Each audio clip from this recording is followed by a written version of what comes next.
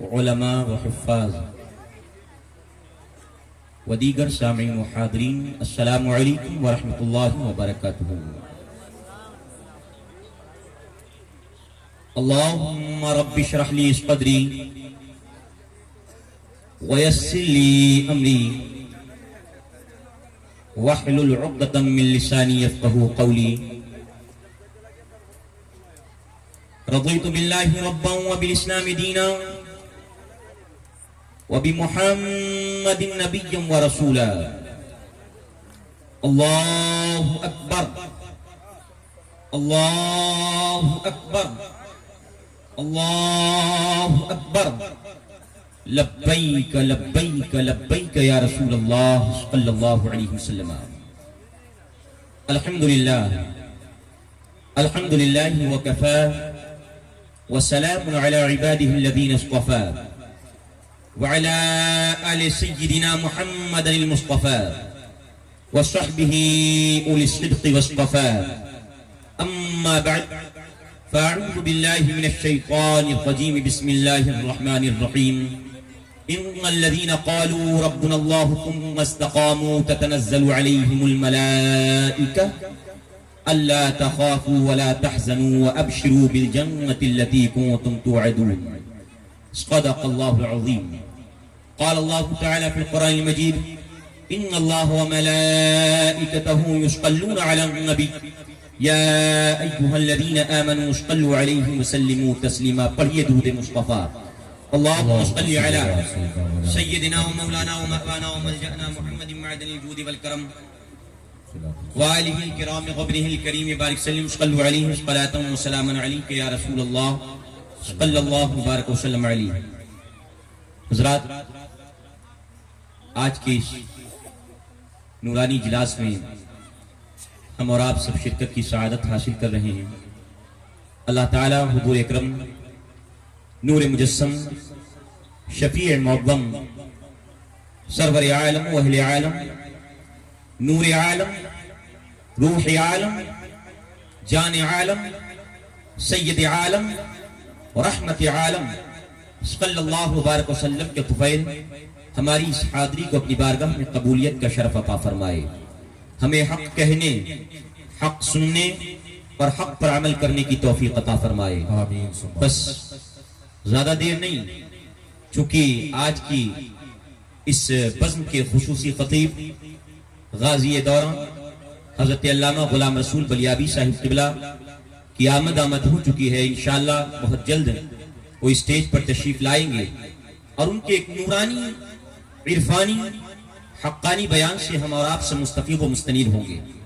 حضرات، دو چار باتیں میں آپ سے 5 سے 10 منٹ کے اندر انشاءاللہ گزارش کروں گا، آپ ذرا ہوش اور گوش سے سنیے گا۔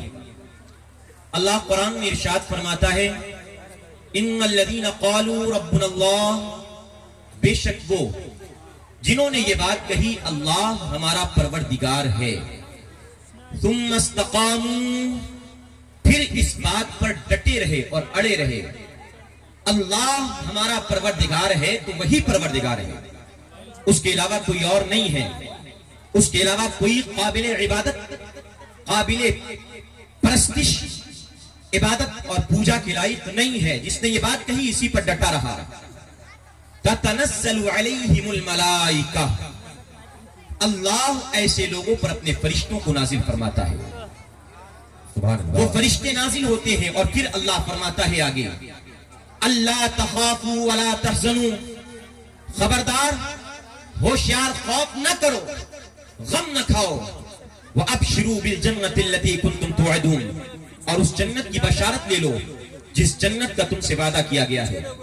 اس آیت کریمہ میں اللہ رب العالمین یہ بیان فرمانا چاہتا ہے کہ انسان کا ایمان لانا اور زبان سے فقط کلمہ پڑھنا، لا الہ الا اللہ محمد رسول اللہ کہہ لینا کافی نہیں ہے، جب تک کہ انسان اس کلمے کے تقاضے پر عمل نہ کرے، اس کلمے کی بنیاد پر عمل نہ کرے، ان کلمے کے متعلقات پر عمل نہ کرے۔ انسان نے یہ کہہ دیا ہم مومن ہیں، ہم مسلمان ہیں، ایک کلمہ پڑھنے والے گھر کے اندر پیدا ہوئے ہیں، اور اس کے بعد مسلمان کے جو اعمال اور مسلمان کے لیے جو ضروریات دین یا ضروریات اہل سنت ہے، ان ضروریات دین اور ضروریات اہل سنت سے اگر اپنے پردے کو دور رکھا اور اسلام کے تقاضے پر عمل نہ کیا تو یاد رکھیے وہ زبان سے تو یہ کہتا ہے ہم مومن ہیں، ہم مسلمان ہیں، ہم کلمہ پڑھنے والے کے گھر میں ہیں، مگر پکا سچا وہ مسلمان نہیں ہے۔ بھلے وہ اپنا نام کوئی کلمہ پڑھنے والا رکھ لے، بھلے وہ اپنا نام کوئی مسلمان کے نام کے جیسا رکھ لے، اس وجہ سے ایمان کے لیے ضروری یہ ہے کہ ایمان جس طرح سے اس کی زبان پر کلمہ جاری ہے، اسی طرح اس کے ذہن میں بھی کلمہ بیٹھا ہونا چاہیے، اسی طرح اس کی نگاہوں کو مسلمان ہونا چاہیے، اسی طرح اس کے دل کو بھی مسلمان ہونا چاہیے، اسی طرح اس کے آوائے جوارے کو بھی مسلمان ہونا چاہیے۔ یعنی مطلب یہ ہے کہ فقط زبان سے کلمہ پڑھنا یہ کافی نہیں ہوتا ہے۔ ایک مسلمان کامل کے لیے ضروری یہ ہے اس کا ہاتھ گواہی دے میں مسلمان ہوں، اس کا پیر گواہی دے میں مسلمان ہوں، اس کی آنکھیں گواہی دے میں مسلمان ہوں، اس کی زبان گواہی دے میں مسلمان ہوں، اور سب سے بڑھ کر کے یہ ہے اس کا دل گواہی دے کہ میں رسول اللہ کا سب سے بڑا عاشق ہوں۔ جب تک کہ دل گواہی نہیں دے گا زبان کے کلمہ پڑھنے سے کچھ نہیں ہوگا۔ میں بہت تیزی کے ساتھ اپنی بات آپ کے سامنے رکھتا چلوں۔ حضرات ذرا آپ ذہنوں کو قریب کیجئے۔ آپ نے کہا میں نے کلمہ پڑھا، مگر کیا کلمہ پڑھنے کے بعد آپ کی زبانیں گالیوں سے پاکیزہ ہیں؟ نہیں ہے۔ آپ نے کہا میں نے کلمہ پڑھا، کلمہ پڑھنے کے بعد آپ کی زبانیں جھوٹ سے پاکیزہ ہیں؟ نہیں ہے۔ آپ نے کہا میں نے کلمہ پڑھا، مگر آپ کی کلمہ پڑھنے کے بعد آپ کی زبانیں حرام لقموں سے تر ہیں؟ ہاں ہیں۔ آپ نے کہا میں نے کلمہ پڑھا، کلمہ پڑھنے کے بعد آپ کے ہاتھ گناہوں سے تر ہیں، آپ کے پیر گناہوں سے تر ہیں، آپ کی نگاہیں گناہوں سے آلودہ ہیں۔ ہم نے کہا اگر پکے مسلمان ہو، اگر سچے مومن ہو، اگر سچے کلمہ پڑھنے والے ہو تو کلمہ پڑھنے والے مسلمان کی نگاہیں بھی پاک تر ہوتی ہے، دل بھی پاک تر ہوتا ہے، زبان بھی پاک تر ہوتی ہے، ہاتھ بھی پاک تر ہوتا ہے، قدم بھی پاک تر ہوتے ہیں۔ بڑی تیزی سے میں اپنی گفتگو آگے بڑھاتا ہوں۔ حضرات یاد رکھیے جب تک کہ دل سے انسان کلمہ نہیں پڑھتا ہے اور دل اس کا تقویٰ اور پرہیزگاری سے آگے نہیں بڑھتا ہے، وہ دنیا میں لاکھ بلڈنگیں بنا لے، زمینداری حاصل کر لے، مگر حقیقی کامیابی اس کو حاصل نہیں ہو سکتی ہے۔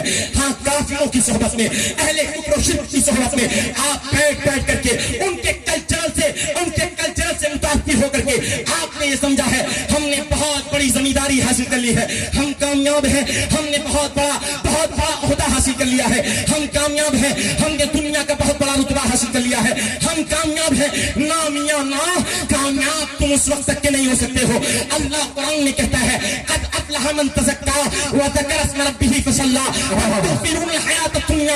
اللہ فرماتا ہے ہاں تیری یہ بلڈنگیں کامیابی کی ضمانت نہیں ہے، تیری یہ دنیا کا منصب کامیابی کی ضمانت نہیں ہے، تیرا یہ عہدہ کامیابی کی ضمانت نہیں ہے۔ کامیاب وہ بندہ ہے جس نے اپنے دل کو پاک کر لیا ہے اور دل میں تقوی اختیار کر لیا ہے، وہ کامیاب ہے۔ نعرہ تکبیر، تھوڑا جواب دل سے دے، نعرہ تکبیر، نعرہ رسالت، نعرہ رسالت، مختار کائنات کانفرنس، جشن دستار بندی، آمد حضور حسان ملت، آمد حضور حسان ملت، مفتی خالد رضا صاحب قبلہ، نعرہ تکبیر، نعرہ رسالت۔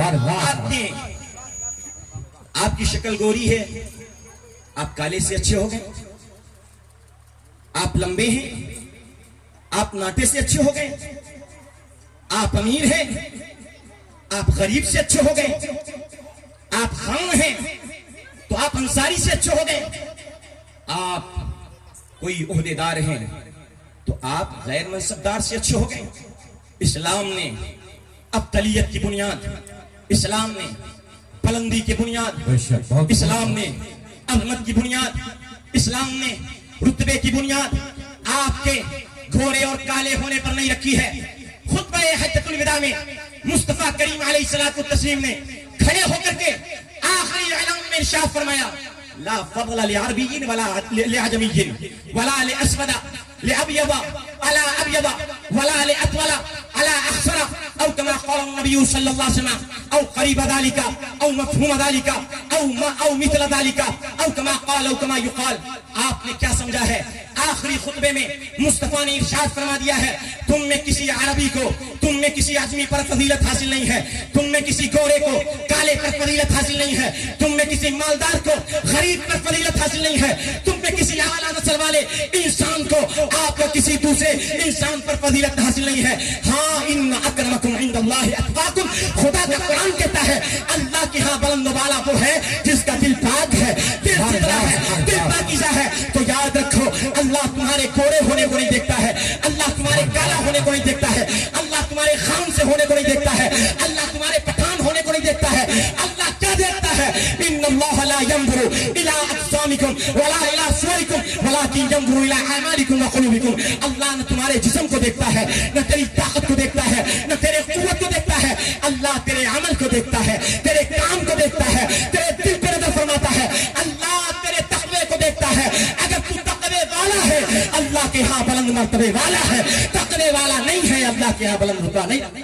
نعرے تکبیر، نعرے رسالت، رحمت عالم کانفرنس، مسلک اعلیٰ حضرت علماء اہل سنت مفتی خالد رضا صاحب. ایک چھوٹا سا سوال، نعرے تکبیر.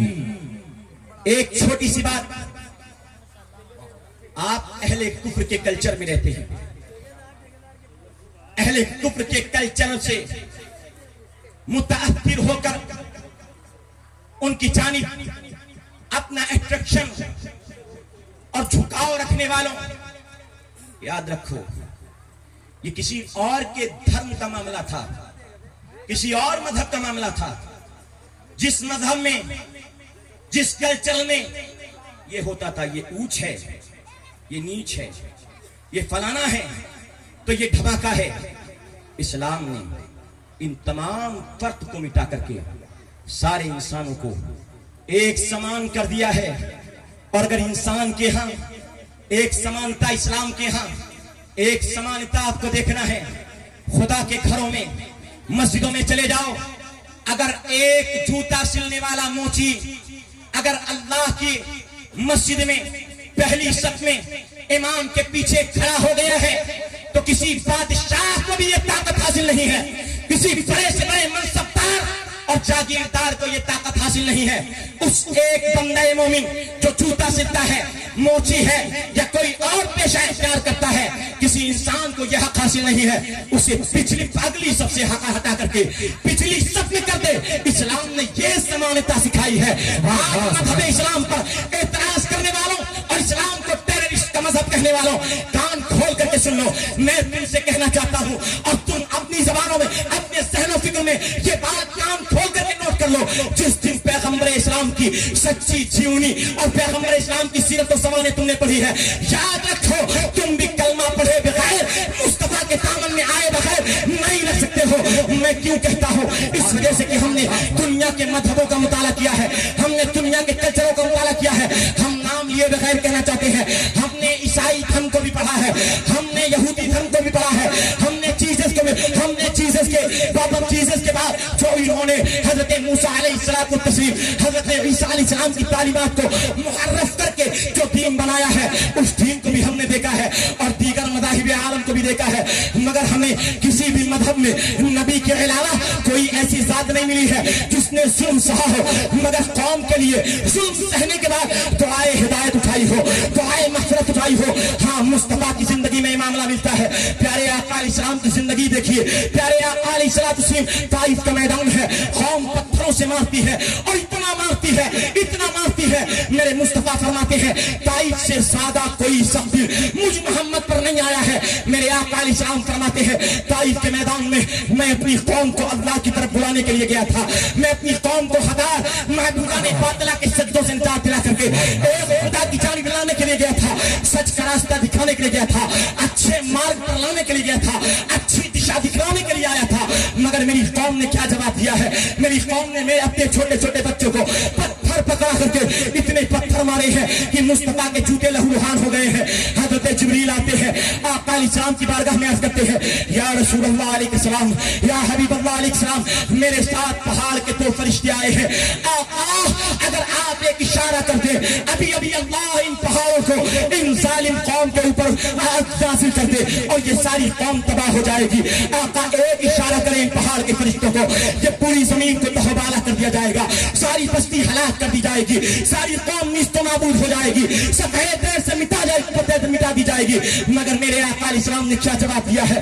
سیدنا جبریل امین دیکھتے ہیں مصطفیٰ ہاتھ اٹھاتے ہیں، ہاتھ اٹھانے کے بعد دعا فرماتے ہیں اور دعائے ہلاکت نہیں فرماتے ہیں، یہ فرماتے ہیں اللہم اہدی قومی فإنہم لا یعلمون، اللہم اغفر لی قومی فإنہم لا یعلمون. اے اللہ میری قوم کو ہدایت عطا فرما دے، اے اللہ میری قوم کی بخشش فرما دے. یہ میرے رتبے کو نہیں جانتے ہیں مگر میں ان کی نسلوں میں ایسے لوگوں کو دیکھ رہا ہوں جو یہ تو کلمہ نہیں پڑھنے والے ہیں مگر ان کے بیٹے اسلام کے علمبردار ہوں گے، ان کے بیٹے اسلام کے علمبردار ہوں گے. اللہ اکبر. میں تم سے پوچھنا چاہتا ہوں، لاؤ کوئی ایسا نیتا، لاؤ کوئی ایسا قائد، لاؤ کوئی ایسا رہبر، لاؤ کوئی ایسا رہنما جس نے پتھر کھا کر کے قوم کو دعائیں دی ہو. تو یہی کہتا ہے خالد رضا، ڈھونڈتے ڈھونڈتے ہر دہر میں تھک جاؤ گے، ایسا آقا نہ زمانے میں کہیں پاؤ گے. ایسا آقا نہ زمانے میں، ایسا آقا نہ زمانے میں، ایسا آقا نہ زمانے میں. حضرات بس یہ بات عرض کرتا چلا، سنی جوان آج اپنے نبی پہ دل سے قربان ہونے کا فیصلہ کرو، اپنے مصطفیٰ جان رحمت علیہ السلام کی سچی تعلیمات کو فالو کرنے کا ارادہ اور اس میں مستحکم کرو. آپ نے جوانی کے نشے میں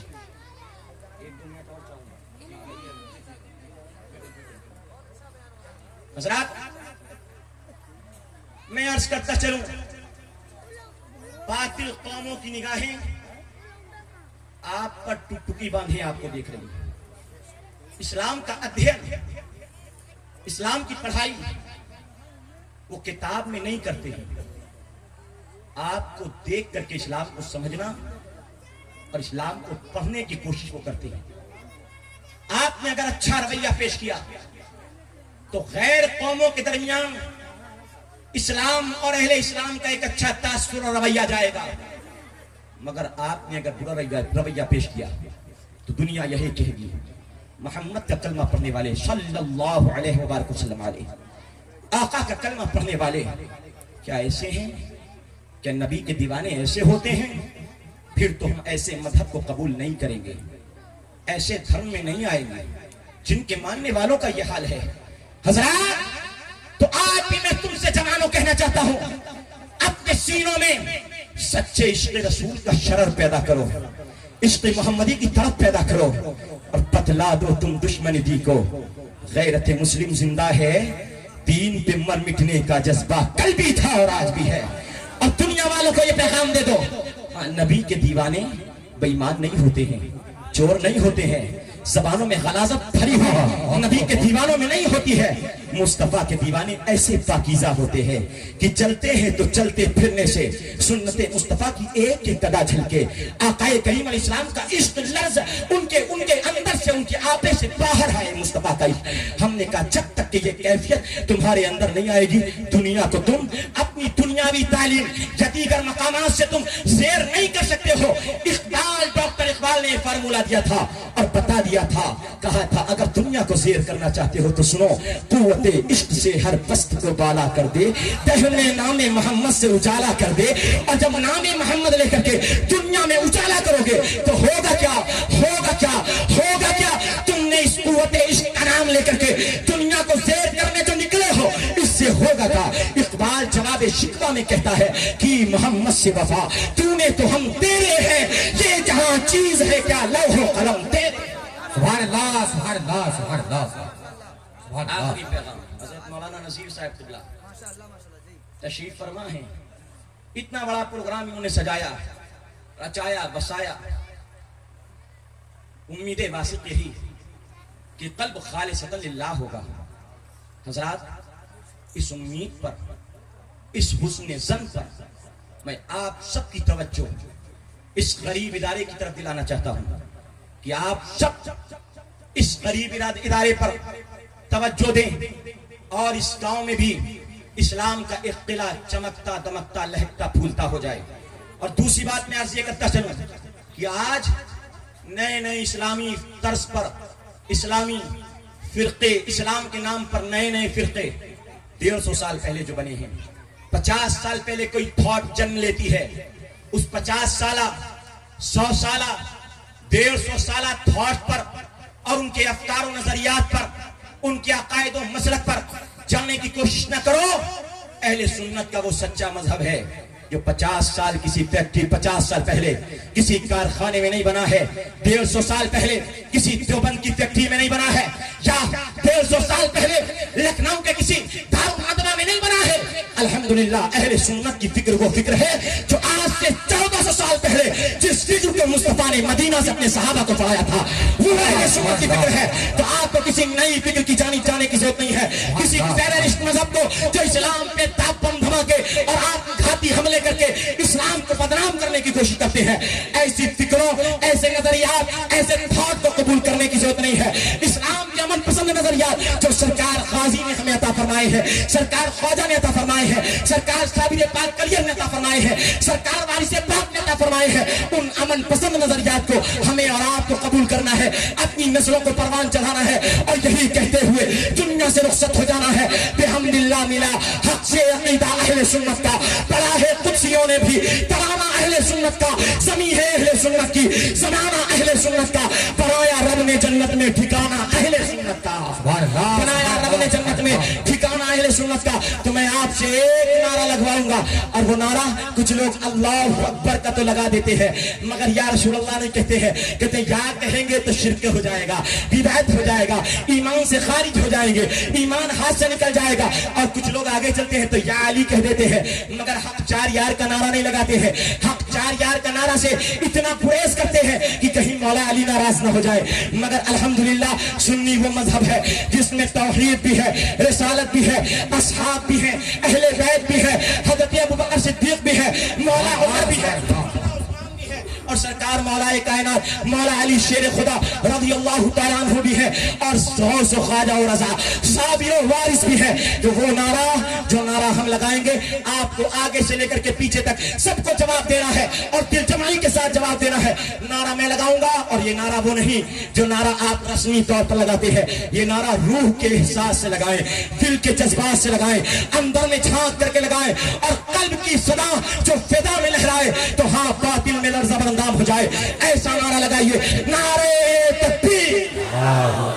ماشاءاللہ ماشاءاللہ ماشاءاللہ ماشاءاللہ، یہ حوصلے، یہ ہمت، یہ زمانہ تمہارے ہاتھوں میں۔ ابھی کسی کا خوف نہیں ہے، ڈرنا مت، ڈرنا مت، ڈرنا مت، اللہ تخافوا ولا تحزنوا، قرآن کا پیغام سن لیا ہے، نہ ڈرو نہ غم کھاؤ، آگے سے پیچھے تک سب کو نعرہ لگانا ہے، اور جواب ایک ساتھ دینا ہے، نعرے تکبیر، نعرے رسالت، نعرے رسالت، مسلک اعلیٰ حضرت، مسلک اعلیٰ حضرت، مسلک اعلیٰ حضرت۔